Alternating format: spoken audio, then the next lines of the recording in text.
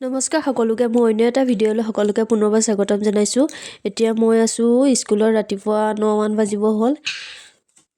এয়া খেল ধেমালি শেষ হোৱাৰ অন্তত আজি আৰম্ভ কৰিছে ভেকচন প্ৰতিযোগিতা দগাচকীয়া প্ৰাথমিক বিদ্যালয়ত দেবাৰ স্কুলখনৰ কাষৰ স্কুলখনতে আজি ভেকচন প্ৰতিযোগিতা পাতিছে। ভিডিঅ'ৰ মাজেৰে কিছু দৃশ্য দেখাই যাম। আপোনালোকে ভিডিঅ'টো যদি ভাল পায় সম্পূৰ্ণকৈ চাব বুলি আশা ৰাখিলোঁ। আজি এই ভেকচন প্ৰতিযোগিতাত কণ শিশুসকলে কেনেদৰে দেখাইছে সেয়া ভিডিঅ'ৰ মাজেৰে দেখাবলৈ চেষ্টা কৰিম। আপোনালোকে ভিডিঅ'টি সম্পূৰ্ণকৈ চাব।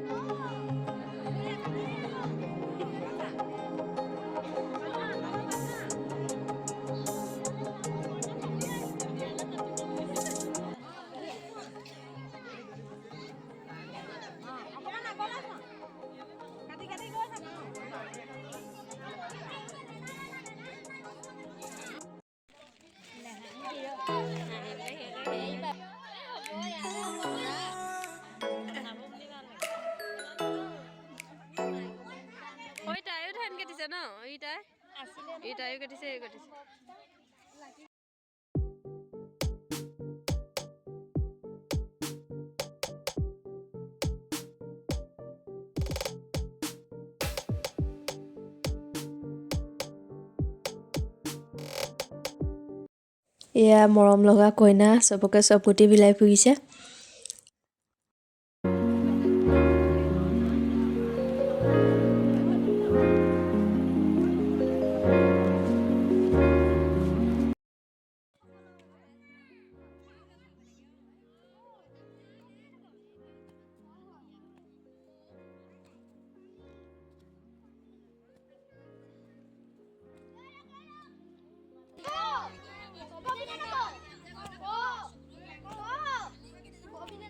নকওঁ বুলি বৰকে কোৱা অকমান।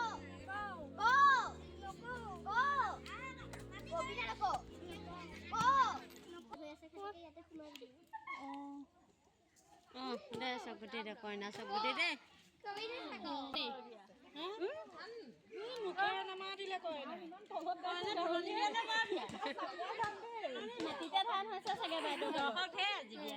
ধান পৰি গৈছে হয় নাই?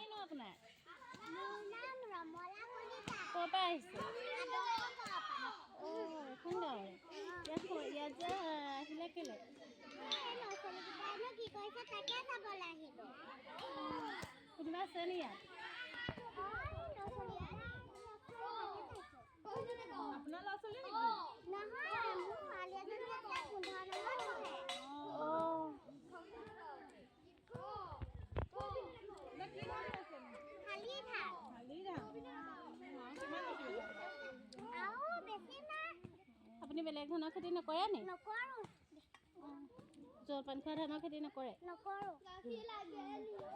চিনি পাই নাই সেইবোৰ ধান? দাবলৈকে দাইছে আৰু খাবলৈ কিবা কিবি আনিছে নেকি?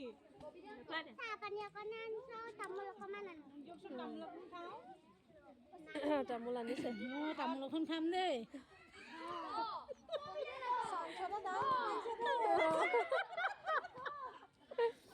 আপুনি ভাললৈ থৈ দিব আকৌ দেই। আপুনি খাব লাগিব নহয়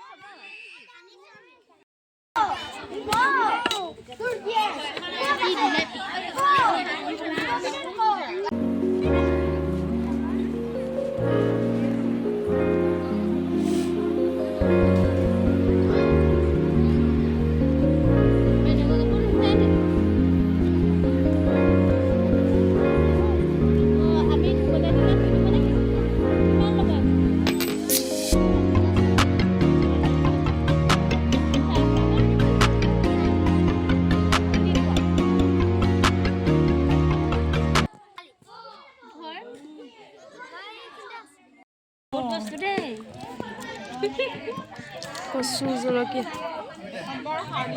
মোবাইলত পুৰা ডাঙৰকৈ জুম কৰি লৈছে নি?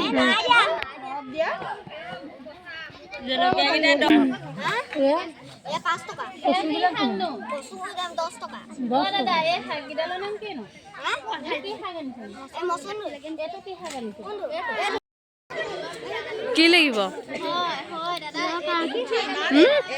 এয়া দিলোঁ দেই ক'ৰ পৰা আহিছা বেলেগৰ পৰা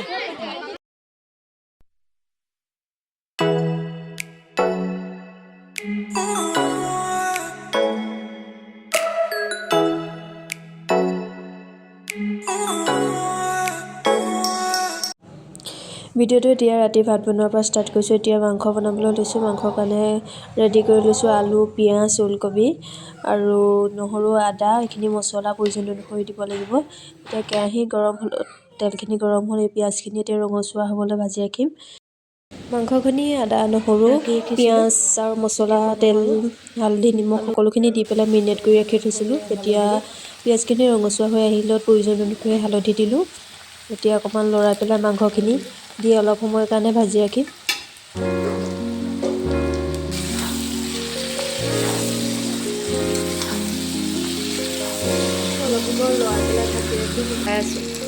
অলপ সময় ঢাকি ৰখাৰ পিছত এতিয়া লৰাই দিম আৰু কাটি থোৱা বিলাহীখিনি দি দিছোঁ এনেদৰে অলপ লৰাই পেলাই আকৌ ঢাকি পেলাই আকৌ লৰাই থাকিম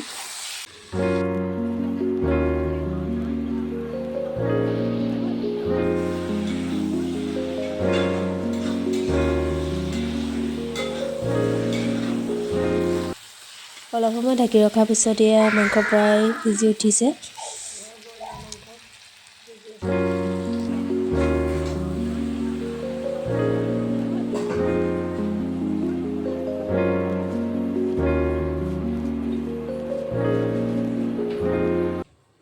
ভাত বনাই থকাৰ মাজত অলপ চাফ চিকুণো কৰিছোঁ কাৰণ চাফ চিকুণ হৈ থাকিলেহে বনাই মোৰ ভাল লাগে